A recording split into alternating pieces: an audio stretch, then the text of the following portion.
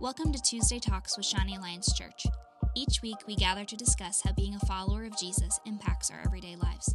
Whether you have been a believer for a long time or still have lots of questions about faith, we would love to have you join us as we embrace the joy of a transformed life. Well, friends, we're back. Hello. Hello. Happy December. It's December. It is. Well, On the It's day December. of recording, it is December 1st. on the day of recording, it's December 1st. You told our secret. Whoops. I was going to say it, but then I stopped. I said, it's December. And then we had an opportunity to leave it there. Well, wait, but now we know. Why do we keep it secret? No, it's not a secret. I don't like to destroy the magic of... The podcast? I like people to feel like they're in real time. Friends, I want you to feel real time, but typically these are recorded much... What's the word I'm looking for? In advance? Sooner? It's December 8th. Yes. We just fast forwarded a week. Yes. Yeah, that's right. Welcome, Tuesday, December 8th. This is happening live. If you have comments you want to make, text them to Bridget right now. And maybe the podcast will reflect those questions. Sounds great. And if you're not listening to this the day that it drops, December 8th. Why aren't you? That's the good question right there. Set an alarm for Tuesdays. I will say this. Bridget did tell us to be ourselves, so I apologize in advance. Maybe they've heard us be guests on the podcast before, so Yeah, that's don't true. tune us out.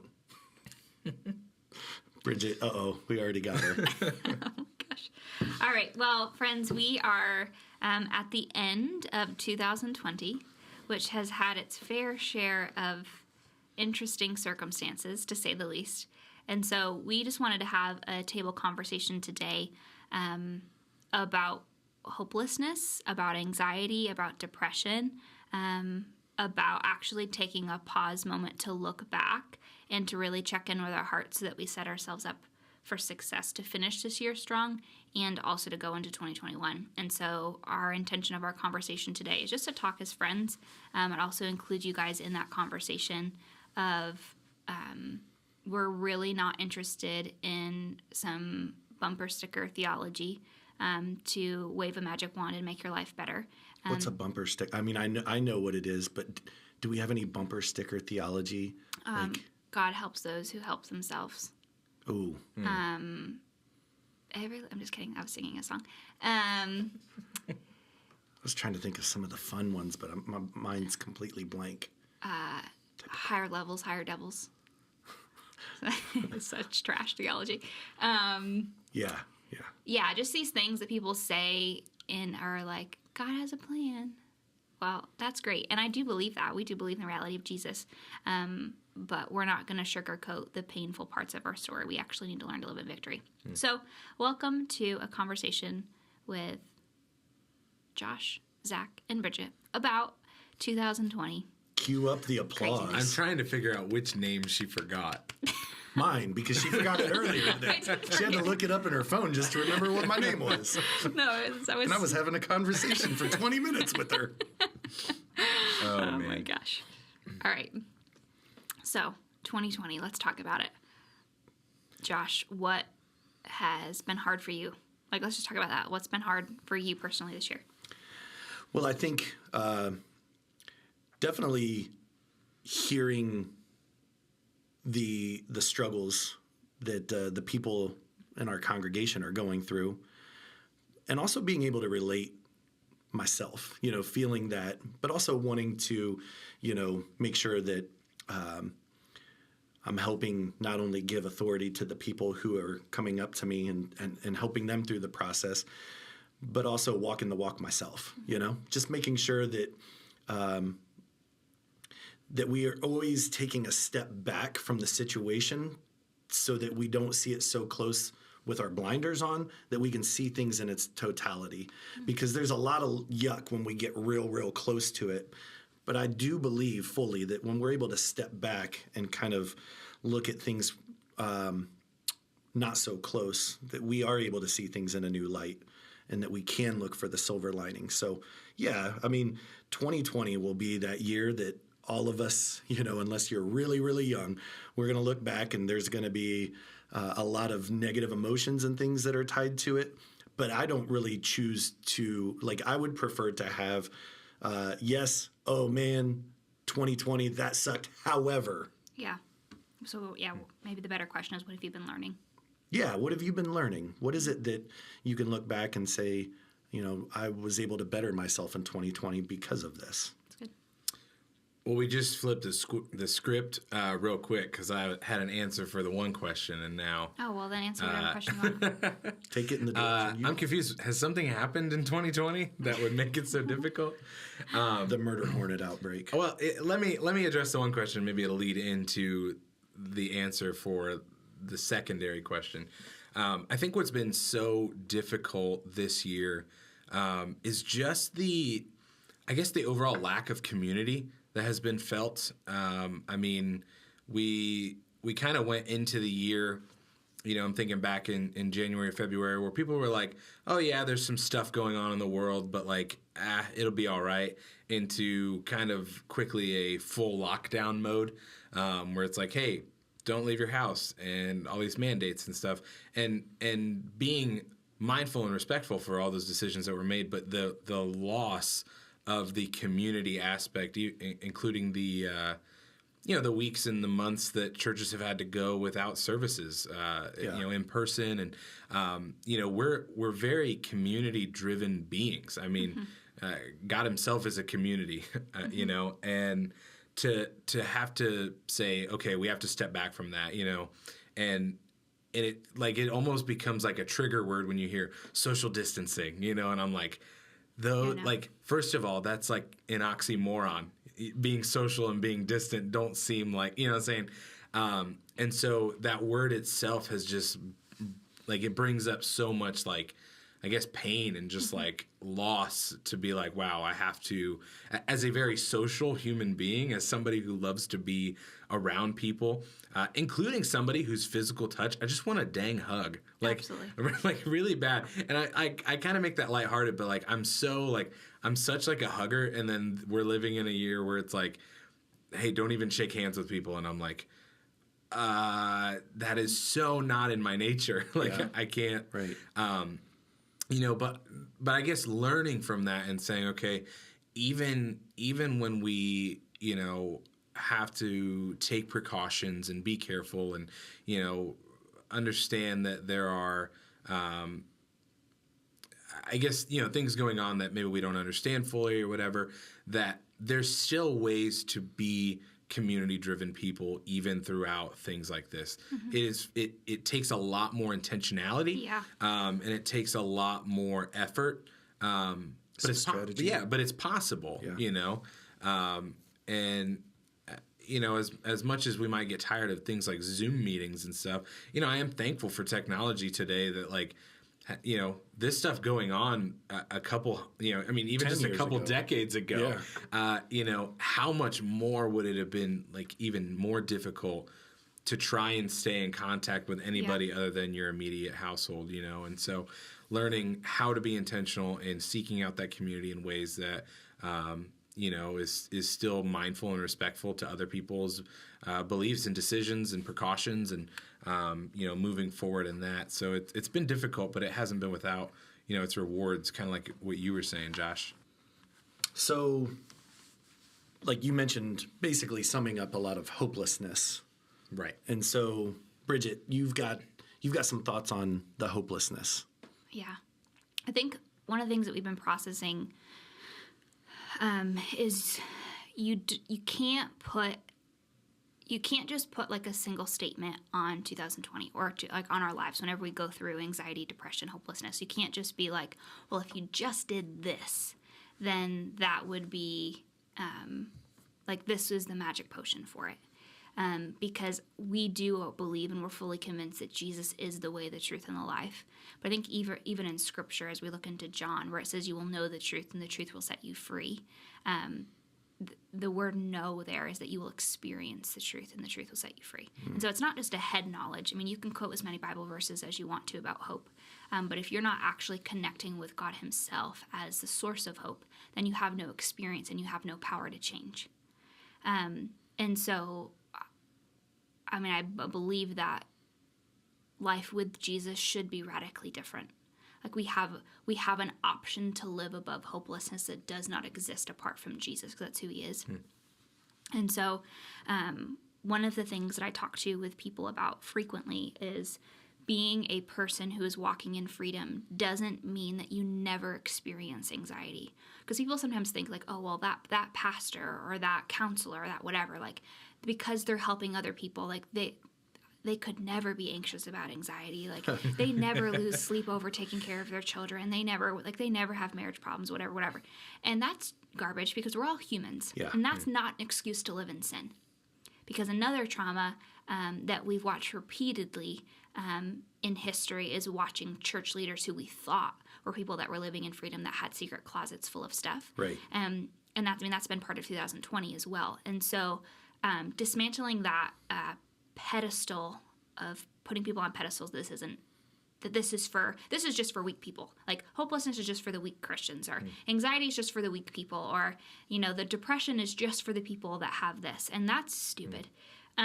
So actually coming and saying, no, like what it actually means to live in freedom is that you can acknowledge what's happening, what you're feeling, and you know what to do next.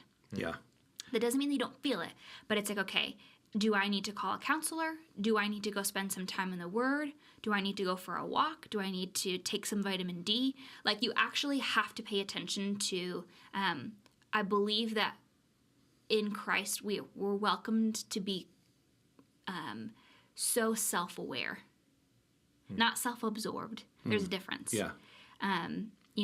Hypnosis and new agey stuff, that's very self-absorbed of me, my energy, my power. That's not what we're talking about.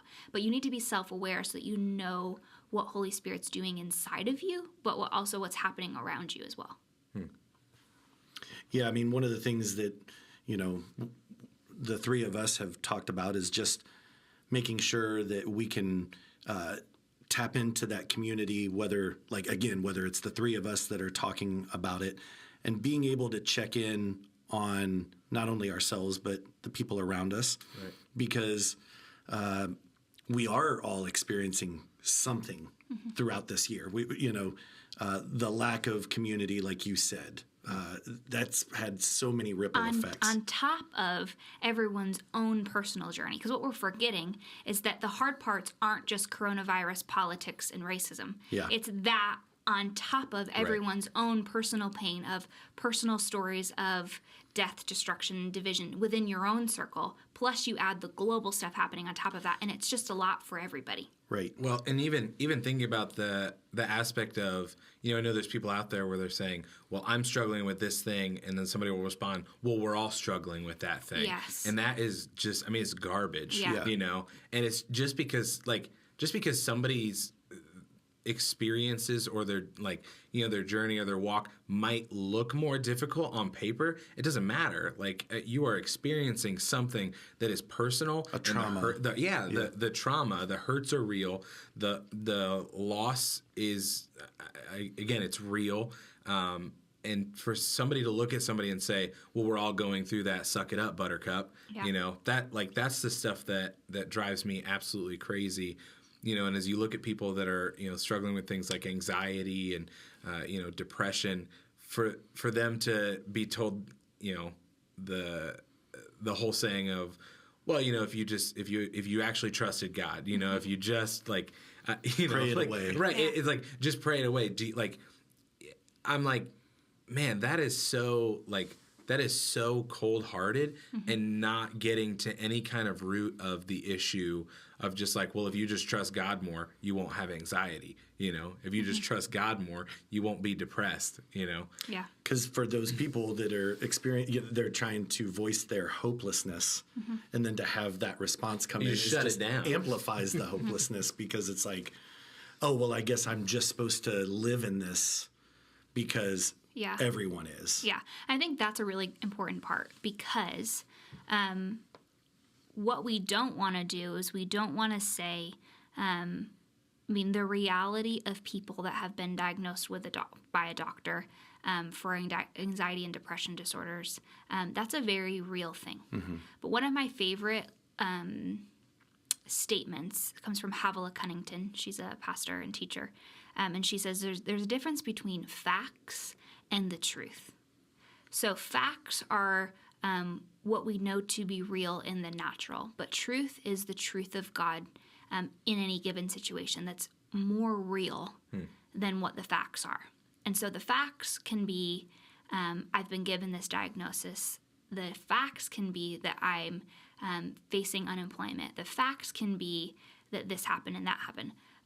But that doesn't have to be my truth. The truth can be that God's here and that he provides, which is different than let's just quote a Bible verse and get over it. Yeah. Yep. Because we don't want to exclude God out of the equation completely and be like, which we've talked about this before, which I do, we'll continue this conversation. But when we talk about anxiety or depression or hopelessness, we have to look at it in 3 spheres because we are triune beings. So just like, and Zach said this before, like God is a God of community. And so he's Father, Son, and Holy Spirit. And because we are sons and daughters made in his image, we also function like that as well. We're 3 in 1. So we are physical bodies, we are souls, and we are spirit, all in one good-looking person walking around. Thank you. And so, Mainly. and so, It's all you, Josh. so we have to like be aware that like you can have like an issue in one area will impact all of them, but if you're not addressing all 3 areas, you're probably not going to get the breakthrough that you're desiring because you need to deal with it according to what circle it's in. And so learning to kind of the difference between, okay, hey, like in my body, do I need to be checking in? And we've talked about this before, there is 0 shame in seeking medical or psychiatric help for anxiety. Right. Absolutely. Right. And so if honoring your body and aligning with Jesus means that you're on antidepressants or you're on whatever type of medication to support your body to live the best life that God designed for you, please do that. Yeah. So let's dispel that whole stigma that says that seeking out psychiatric that doesn't mean that you're crazy or anything else. That means that you're taking the steps to better yourself. So anybody who puts that shame on that, shame on them. If I can add this on there too, when I think about Jesus and the miracles that he did, he went around and spoke truth, but he healed physical ailments. Absolutely. Yes. And when we think about things like depression, anxiety, those chemical imbalances are physical ailments. Now, and I think to your point, which you're probably getting ready to get to, there's more to it than just the physical. Yes. But Jesus was still all about healing the physical. Correct. And so I think when we start to, I guess what the 3 of us are trying to communicate is to destroy that stigma of, hey, if you're on these things, like you're less of a Christian, you're less of a believer, you don't love God as much, you don't trust God as much. That is garbage. Right.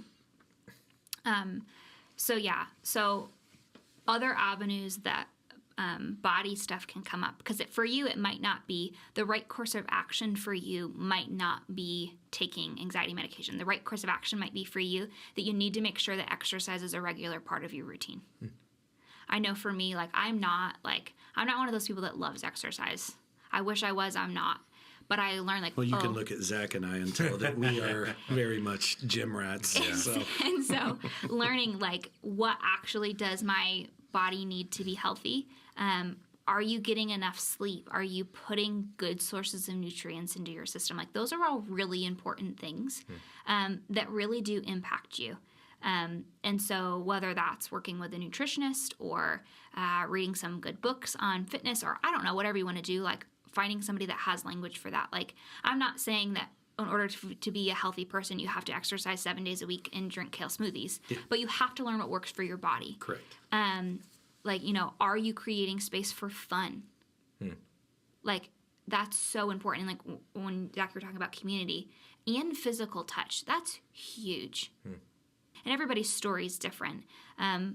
But having safe people that you can be like, hey, I'm not doing well today. Can I have a hug?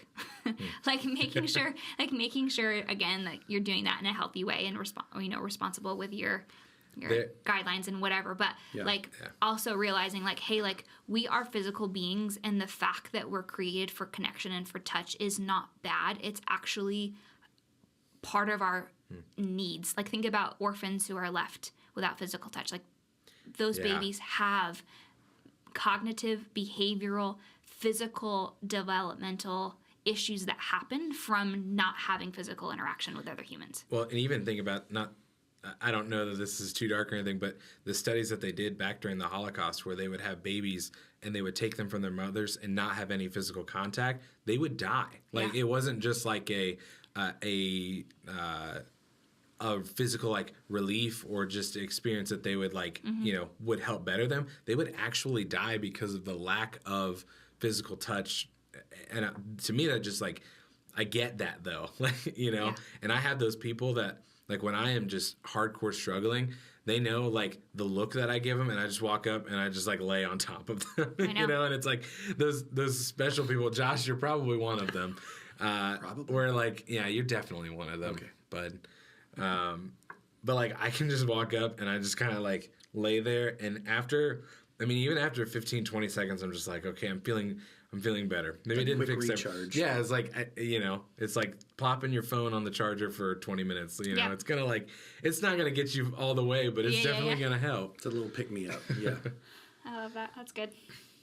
And so then moving into the soul space of processing that, we are a table of feelers. Yeah. So I kind of want you guys to kind of dig into this a little bit. What have you found helpful? Now, it doesn't have to just be this year, but in your lifetime, like we talk about recharging the battery. What are things that help you process through hopelessness or process through anxiety personally for soul stuff? Well, I think it's really important to verbalize it to somebody else, somebody that you trust. And again, as we were kind of gathering our thoughts on what we were going to cover today, there's definitely been, as pastors, we've gotten an influx of people reaching out to us and letting us know of their issues. Which is awesome. Which is fantastic. But we realize that the percentage, even though it seemed, we definitely can say that we've had more people reaching out to us for pastoral counseling, that the significant amount of people who are not reaching out to us is concerning, because I know that my ways of getting through this is to reach out to somebody that I trust, and I put words to the emotions that I'm feeling. Yeah.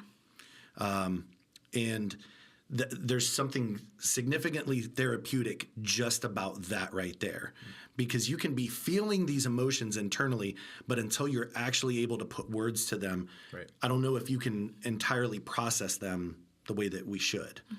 So that would be my number one thing, is to find your core group that you can confide in and let them in on some of the things that you've experienced. What about you? Yeah, I mean, just like Bridgett said earlier, we are a table of feelers. We're a table of twos.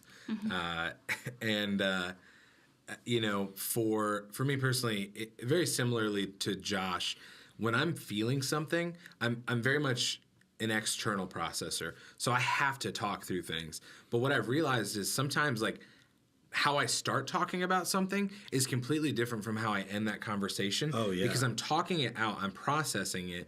And sometimes, like, in the middle of that processing, I say something about how I feel, and I didn't realize that I felt that way until I actually said it out loud, And by the time I'm done with that conversation, usually I'm like, okay, I'm calmed down a little bit. Okay, I understand this a little bit more. Okay, I understand the issue, the core of like why I'm feeling this way and what's going on.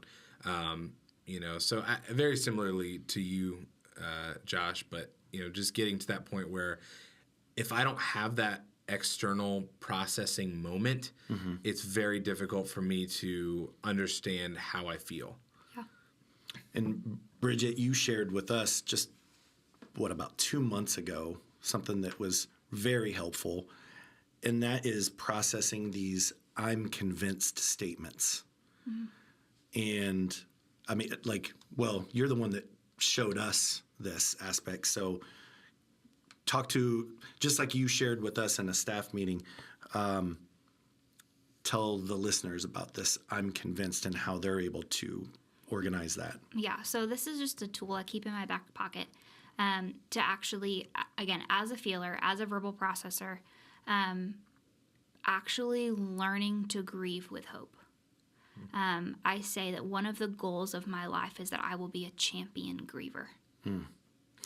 Which sounds crazy to like say, this is a goal that I can be a champion griever. Like that would blow people's minds. And that doesn't mean that I'm going to live my life in sackcloth and ashes, sobbing every day. That's not what I mean. Yeah. But I refuse to leave any painful thing hidden because shame feeds off of secrets.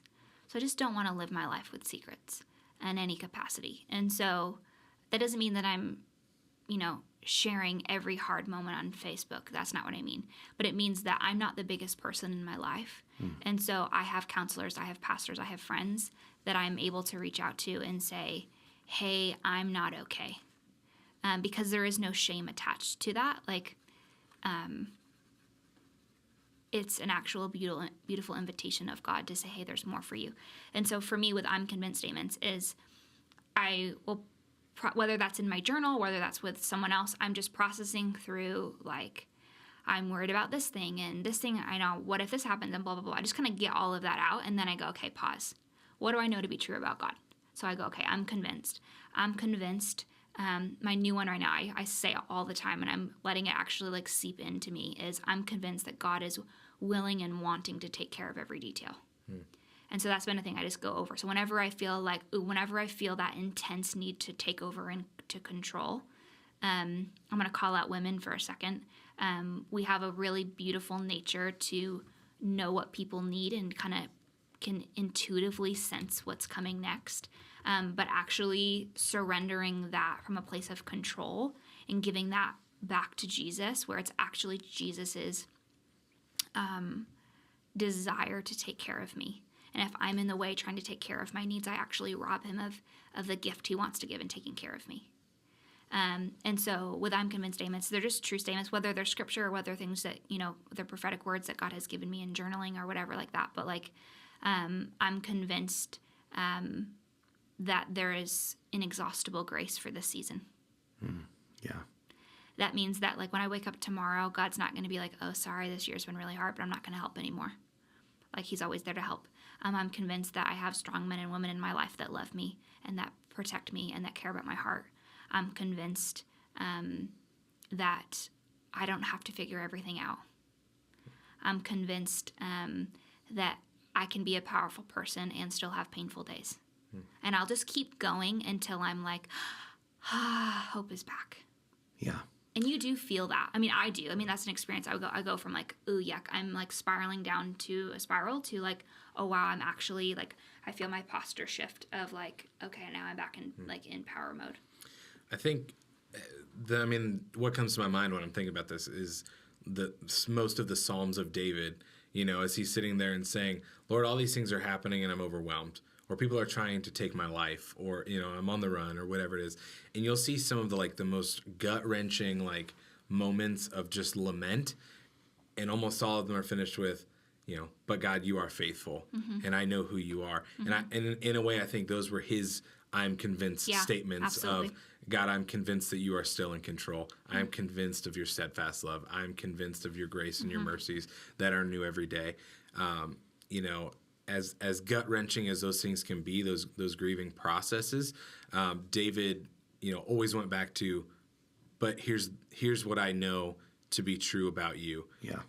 And obviously David wasn't perfect, but I see those very often throughout reading, the Psalms that he wrote. So he's in community with God, expressing his emotions. So he's opening up, putting into words the emotions that he's feeling. And just like, Bridget, you mentioned about, maybe some traps that women potentially fall into. I mean, men, think about we've got this all wrong, I think, from the masculine perspective, that emotions are meant to be internalized in a lot of ways. And there's no freedom in that. I'm doing it all wrong then. Yeah, what was that noise? You're good. You're good. You're really good about about opening up, but I definitely feel that there's this incorrect masculine perspective of saying that I just need to bottle this up.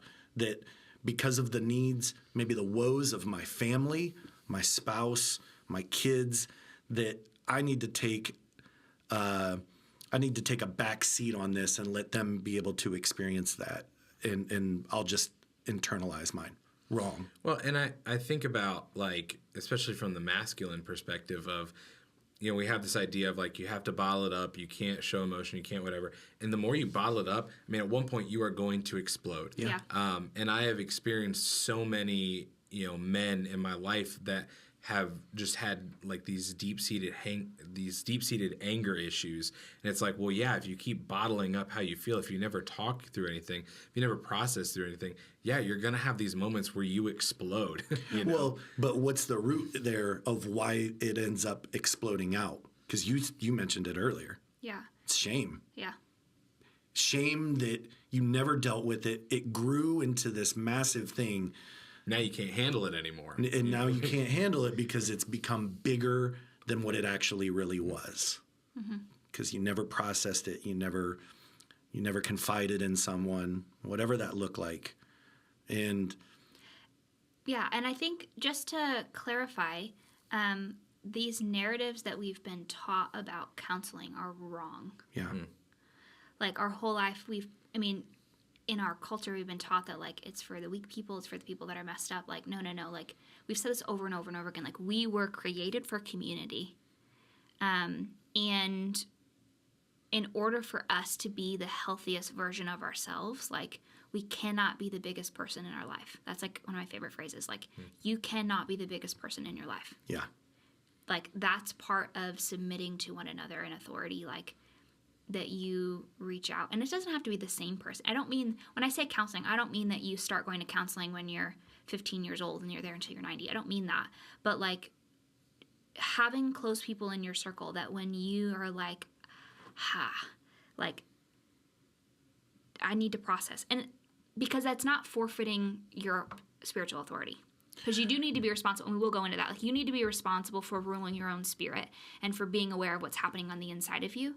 And that's not and or. That's a both and thing.